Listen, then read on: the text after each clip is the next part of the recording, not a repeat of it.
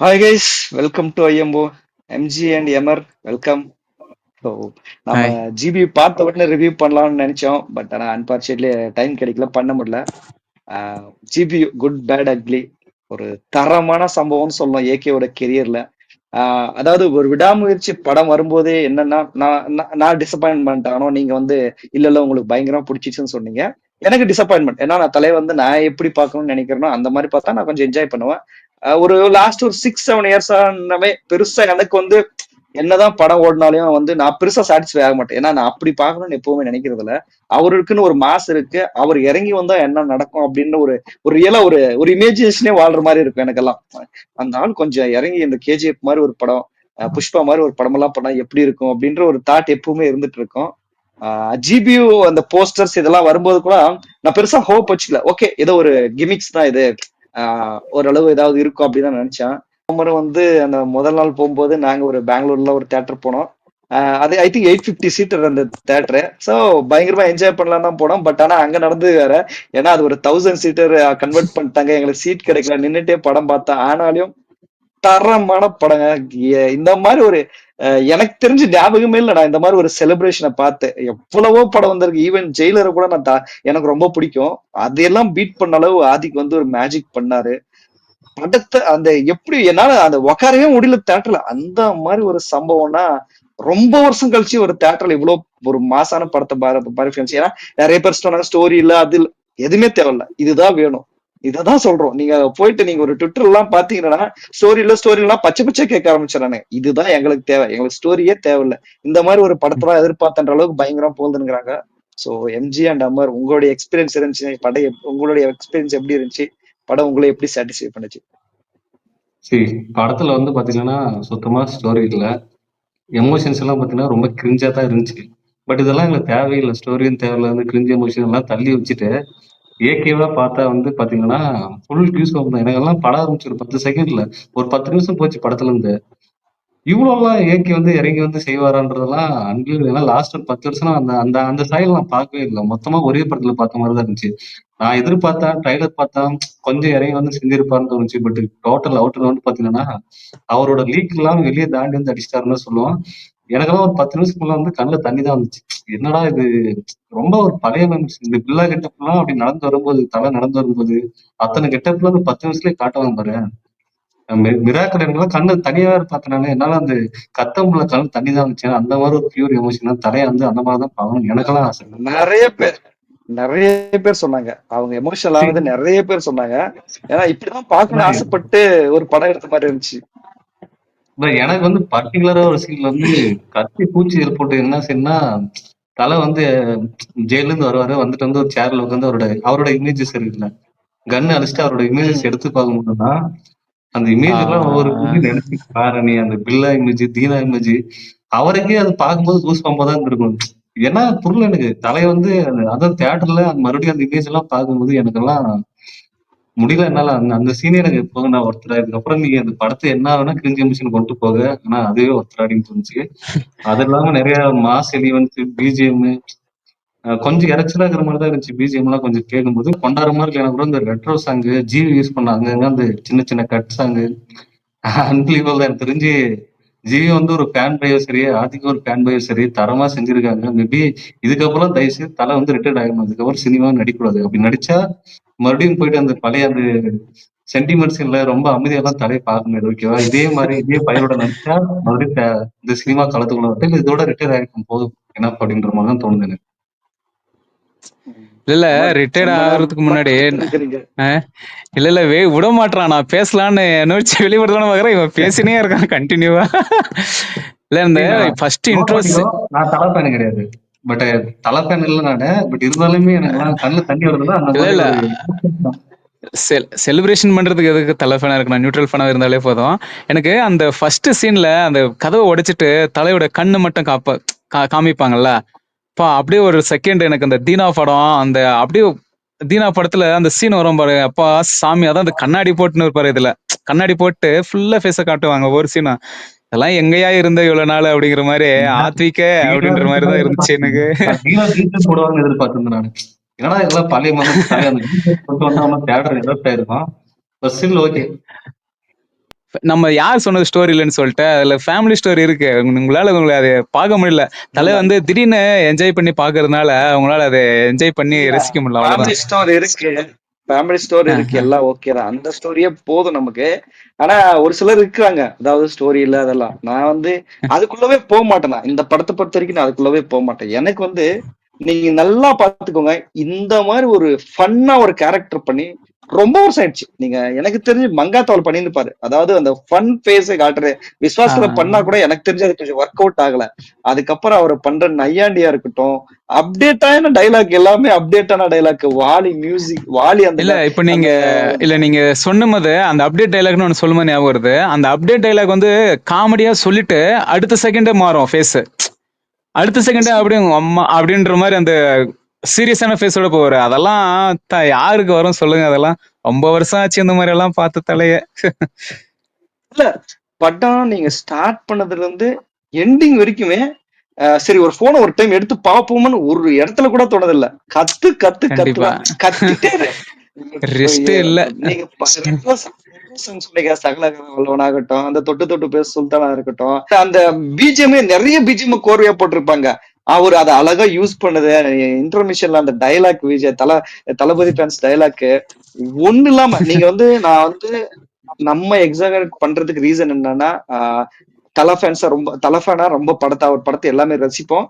But ஆனா பிடிக்குமா பிடிக்கலான்னு கேட்டா சில நேரத்துல நமக்கும் ஒரு சில படம் ஒர்க் அவுட் ஆகாது. ஆனா இந்த படத்தை பொறுத்த வரைக்கும் ஒரு செகண்ட் கூட இதுல எதுவுமே எனக்கு பிடிக்கலடா, எதுவுமே கிரிஞ்சா இருக்கு, இந்த மாதிரி நான் தலைய பார்க்கலாம் அப்படின்ற மாதிரி இல்ல.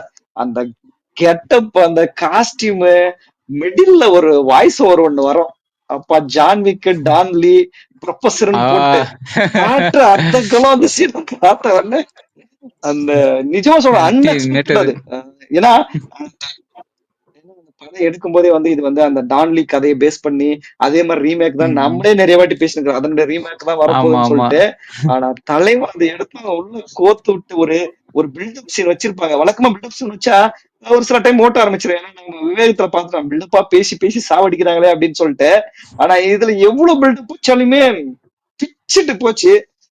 அதெல்லாம் அர்ஜுன் தாஸ் நீங்க புகழ்ந்தே ஆகணும். ஏன்னா அவருடைய இனிஷியல் டைம் இதான். அவர் வந்து இப்பதான் வந்து ஒரு 6-7 வருஷமா நல்லா ஒரு கெரியர் முன்னேறி போயிருக்காரு. அவரு தலை எதிர்த்து அவர் கெட்ட வார்த்தை பேசுறதா இருக்கட்டும், அவரு ஓப்பனாவே திட்டுறதா இருக்கட்டும், அடிக்கிறதா இருக்கட்டும், அப்படி அந்த கெத்தா இருக்கட்டும், அக்செப்ட் பண்ணிக்க தோணுச்சு. ஏன்னா அது வேற ஒருத்தர் வந்தா அங்கேயே தியேட்டர்ல கத்திருப்பாங்க, டேய் நீ ரொம்ப பண்ற அப்படின்ட்டு. ஆனா இவர் பண்ணும்போது அதை அக்செப்ட் பண்ணிக்க தோணுச்சு. அதுவே வந்து ஒரு படத்துக்கு பயங்கர சக்சஸ் அமைஞ்சிருச்சு. சோ நீங்க ஏகே விட்டுட்டு ஒரு ஒரு அவரை பார்க்கும்போது உங்களுக்கு எப்படி இருந்துச்சு ஒரு வில்லனா பண்ணும்போது? எனக்குமே பாத்தீங்கன்னா தலை வந்து எவ்வளவு பண்ணாரோ அதுக்கு அவருக்கு கொஞ்சமாவது ஆப்போசிஷன் இருக்கணும் மாதிரி அளவு எதிர்பார்ப்போம். இவர் வந்து அதே தலை கிட்ட அதே நக்கல் நையாண்டி இவரும் கலந்தடிக்கிறார். அர்ஜுன் தாஸ் எல்லாம் எனக்கு தெரிஞ்சு இந்த மாதிரி ஒரு அன்பிலீவபிள் இருந்து அந்த தியேட்டர், அந்த டான்ஸ், அந்த சாங், ரெட்ரோ சாங், அவர் இன்ட்ரோ சாங் என்னால வந்து எத்தனை வாட்டினாலும் பார்ப்பேன். எனக்கு தெரிஞ்ச தொட்டு தொட்டு பேசுற அந்த சாங் வரும்போது அவர் 2 பேரும் காம்பினேஷன் சரி, பிரிய வாரியாரும் சரி, எனக்கு தெரிஞ்சு லாஸ்ட் பிரிய வாரியாரும் தெரிஞ்சு ஒரு 2 சீன் தான் லாஸ்ட். இந்த ஓவர் நைட்ல பணக்காரான மாதிரி எனக்கு தெரிஞ்சு இப்போ அவர் இன்ஸ்டாகிராம் எல்லாம் பாத்தீங்கன்னா பயங்கர பீக்ல போயிட்டு இருக்கு. ஏன்னா அந்த மாதிரி ஒரு வரவேற்பு அவங்களுக்கு. அவங்க 2 பேர் பர்ஃபார்மன்ஸ் வந்து பாத்தீங்கன்னா கண்டிப்பா அல்டிதான். இவங்க 3 பேர் தான். திரிஷாலாம் நம்ம வாரம் கட்டிட்டாங்க இவங்க 3 பேரும். அதுக்கடுத்து வந்து பாத்தீங்கன்னா நெக்ஸ்ட் வந்து வாலிக்கு அப்புறம் இந்த படத்துல வந்து ஜாயின் ஆகுற நம்ம சிம்ரன்.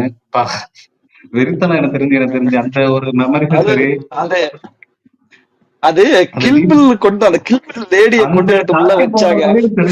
ஏதோ பண்ணு இருக்கு, பயங்கர ஃபன் பண்ண போறாங்க நீங்க நினைச்சேன் நான். அதெல்லாம் இல்லாம ஏன்னா அவங்க அந்த அஜித் காம்போ எல்லாம் பழசெல்லாம் பார்த்தா இப்பவும் புல்லரிக்கும். அந்த மாதிரி அவரும் நக்கலா பண்றாரு, இவரும் நக்கலா ஏத்துக்கிறாங்க. கில்பில் காஸ்டியூம், அந்த பேப்ஸ், அந்த டைலாக், அதாவது இவருக்குன்னே ஒரு இன்டர்வியூல பார்த்தா ஆதிக்கு வந்து இந்த மாதிரி வந்து ஸ்டோரி எக்ஸ்பிளைன் பண்ணும்போது, அதாவது சிம்ரன் இன்டர்வியூல இந்த மாதிரி நீங்க பேசுறீங்க எக்ஸ்பிளைன் பண்ணும்போது இதெல்லாம் தேவையா, அந்த பிடிஎஸ்லயே வந்து ஒரு சீன் பார்த்திருப்போம். பிடிஎஸ்லயே சொல்லி இதெல்லாம் தேவையா, இதெல்லாம் ஒர்க் அவுட் ஆகும் அப்படின்னு சொல்லிட்டு. சோ அவரை கன்வின்ஸ் பண்ணி இதெல்லாம் பண்ண வச்சதுனாலதான் அந்த தியேட்டர் வந்து இவ்வளவு இருட்டா இருக்கு எனக்கு தெரிஞ்சு. அதை விட்டு தாண்டி வந்து பாத்தீங்கன்னா தலையோட ஆன்சம், அந்த ஒயிட் கோட் போட்ட அந்த இதுல நடந்து வருவார் ஞாபகம் இருக்குல்ல? அந்த தொட்டு தொட்டு பேசுற அந்த சாங்ல நடந்து வந்துட்டு அந்த இப்படி போய் கிராஸ் ஆயிட்டு அந்த ஜன்னல் எட்டி பாப்பாரு. அந்த கூலிங் கிளாஸ் ஒரு எல்லோ கலர்ல ஒரு நக்கல் நையாண்டி ஒரு சாங்கோட டான்ஸ். இல்ல அந்த கிளைமேக்ஸ்ல ஆளுமா டோலுமா சாங்குக்கு அந்த ஸ்டெப் ஒண்ணு போடுவாரு பாத்தீங்களா, சொட்டுக்கு போட்டுன்னு, அது வேற லெவல்ல இருக்கும். அது கரெக்டா அந்த சுச்சுவேஷனுக்கும் அந்த ஸ்டெப்புக்கும் 100 சீன் எடுக்கலாம் 100 சீன் எடுக்கலாம். இந்த மாதிரி ஒண்ணு இல்ல, ஹெலிகாப்டர்ல நடந்து வர மாதிரி, ஃபைட்ல இருந்து இறங்கி வர மாதிரி பல ஹீரோ பண்ணிட்டாங்க. இல்ல நீங்க ஒண்ணு இல்ல எல்லாம் பேசுனீங்க. அந்த ஃபர்ஸ்ட் செகண்ட் ஹாஃப்ல ஒரு ஃபைட் வரும். அதாவது செகண்ட் ஃபைட்ல ஒண்ணுல அவங்க ஃபேமிலி மேல கை வச்சிட்டாங்கன்னு சொல்லிட்டு எல்லாரையும் லாக் பண்ணிட்டு ஒரு ஃபைட் ஒன்று வரும். அதுல பாத்தீங்கன்னா எல்லாம் பிளாக் அண்ட் ஒயிட் ஆயிடுவேன். அந்த சாங்ல அந்த 5 நிமிஷம் கிட்டத்தட்ட ஓடிட்டு இருக்கும். 5 நிமிஷமும் ஃபைட்டு சுத்தி எல்லாரும் அடிப்பாரு. கேமரா அதை பாட்டுக்கு சுத்திட்டே இருக்கும். ஒரு கட்டே கிடையாது அந்த சீன் பாத்தீங்கன்னா, அப்படியே சுத்திட்டே இருக்கும். பிளாக் அண்ட் ஒயிட்ல எல்லாம் பிளாக் அண்ட் ஒயிட்ல இருப்பாங்க. தலை மட்டும் கலரா இருப்பாரு, மத்தவங்க எல்லாம் பிளாக் அண்ட் ஒயிட்ல இருப்பாங்க. சும்மா அடி அந்த சாங்க கட்டுக்கு ஒரு அடி வேற லெவலுங்க. அதெல்லாம் சாமி அந்த ஃபைட் இல்ல லாஸ்ட் 10 இயர்ஸ் தலையோட ஃபைட் எல்லாம் பாத்துட்டோம். நம்ம மிஸ் பண்ணிருக்காங்க அந்த நக்கு நையாண்டி, அந்த ஆன்சம் லுக். பெருசா வந்து பாத்தீங்கன்னா இந்த பியர்ல எல்லாம் எனக்கு தெரிஞ்சு செகண்ட் இந்த சைனா பீஸ்ல எல்லாம் வரும்போது அவர் வந்து இந்த பப்ஜில வர அந்த ரியல் கேரக்டர் மாதிரி இருந்தாரு. இந்த ஃபைட்டும் அதெல்லாம் எனக்கு பெருசா பண்ணல. இல்ல அது பயங்கரமா இருந்துச்சு அது ஃபைட். அவர் நடந்து வர சீன் எல்லாம் லாஸ்ட் வந்து கோலிஜ் பண்ணி ஒரு ஃப்ரேம்ல போட்டாங்க பாரு, அவ்வளவுதான் இல்ல எனக்கு என்னன்னா, நீங்க ஆன்சம் சொல்லிருந்தீங்க. கண்டிப்பா சொல்றோம், ஒரு ஆரம்பத்துக்கு அப்புறம் இப்படி ஒரு அஜித்தை நம்ம பார்க்கவே இல்லை. ஆரம்பத்துல அந்த ஆன்சம் நம்ம பார்க்கலாம், ஓரளவு இருக்கும். ஆரம்பத்துக்கு அப்புறம் நீங்க ஒரு வலிமையா இருக்கட்டும், துணிவா இருக்கட்டும், அதுக்கப்புறம் விசுவாசமா இருக்கட்டும், அந்த ஒயிட் டை பெருசா அவர் ஆன்சமா காட்ட மாட்டாங்க. ஏன்னா 2K கிட்ஸ் எல்லாம் கேட்டீங்களா, என்ன இவர் ஆன்சம்னு சொல்றீங்க என்னடா அப்படின்ட்டு. தலைவன் இந்த படத்துல ஒரு பண்ணி வச்சிருக்கிற அந்த ஆன்சம், அப்பா நீங்க முக்கியமான விஷயம் மறந்துட்டீங்க. கிளைமேக்ஸ் முடிஞ்சு அதாவது கிளைமேக்ஸ்ல அந்த கார் கவுந்துட்டு வெளியே வரும்போது ஒரு ரெட் டிஷர்ட் போட்டு ஒரு கெட்டப் போடுவாரு. ஒரு மதுரை பேஸ் லோக்கல் படம் பண்ணா அந்த கெட்டப் சாமி, நிஜமா சொல்றேன். அதுதான் இப்ப டிபிஏ. என்ன விசுவாசம் நீங்க இப்ப தேவர் மகன் படம் எடுத்தா அந்த கேரக்டர் யூஸ் பண்ணலாம். அந்த மாதிரி ஒரு கெட்டப். சோ ஓவராலா மொத்தமா பார்க்கும்போது நிறைய பேசிட்டோம். சிம்பிளா சொல்லணும்னா, ஆதிக்கு அஜித் சாருக்கு ஒரு பயங்கரமான கம்பேக். நீங்க எங்க திரும்பினாலும், நீங்க ட்விட்டர்ல போனாலும் எவ்வளவுமே நெகட்டிவ் 95%, 96% பாசிட்டிவ் ரிவ்யூஸ் மட்டும் தான். ஒரு 3-4% அது இருக்கும். அது எல்லாருக்குமே இருக்கும். அதுக்கு நமக்கு ரீசன் என்னன்னு உங்களுக்கு எல்லாருக்குமே தெரியும். எங்க திரும்பினாலும் நீங்க போயிட்டு just book my show open பண்ணீங்கன்னா ஒரு அவருக்கு 20,000 டிக்கெட் புக் ஆயிட்டே இருக்கு. ஒரு பயங்கரமான வசூல் சாதனை படைக்க போது. இதுல எல்லாத்தோட நான் அதிகமா கிரெடிட் கொடுத்தோம்னா ஆதிக்கு தான் நான் கொடுப்பேன். ஏன்னா தலை கூட எத்தனையோ டைரக்டர்ஸ் படம் பண்ணிருக்காரு. சிவா 4 பண்ணிருக்காரு, H. வினோத் 3 படம் பண்ணிருக்காரு. என்னதான் நீங்க அத்தனை பேர் பண்ணா கூட அவரை சம்மதிக்க வைக்காம அவரை நடிக்க வைக்க முடியாத ஒரு கேரக்டரை ஒரே படத்துல அவரை கன்வின்ஸ் பண்ணி இந்த மாதிரி ஒரு பிளாக் பஸ்டரா இண்டஸ்ட்ரிட்டானே எனக்கு சொல்ல தெரியல. இல்ல இப்ப ஒரு காசிப் என்ன ஓடிட்டு இருக்குதுன்னா, ஐ திங்க் KGF 3ல வேற லிங்க் பண்ண போறாங்கன்னு சொல்லிட்டு இருக்காங்க. நிறைய பேர் ரிவீல் பண்ணிட்டாங்க. பட் உண்மையா பொய்யான்னு தெரியல. 2027ல KGFல இவரும் யஷ் நடிக்கிற மாதிரி, பிரசாந்த் நீல் பண்ற மாதிரி எந்த அளவுக்கு உண்மைன்னு எனக்கு தெரியல. பட் ஒருவேளை அதெல்லாம் இருந்துச்சுன்னா KGF 3யும் சரி, தலையோட கேரியரும் சரி, ஒரு இன்டர்நேஷனல் பிராண்ட். ஏன்னா இப்பவே அவர் இன்டர்நேஷனல் பிராண்ட் பயங்கரமா ஆயிட்டாரு.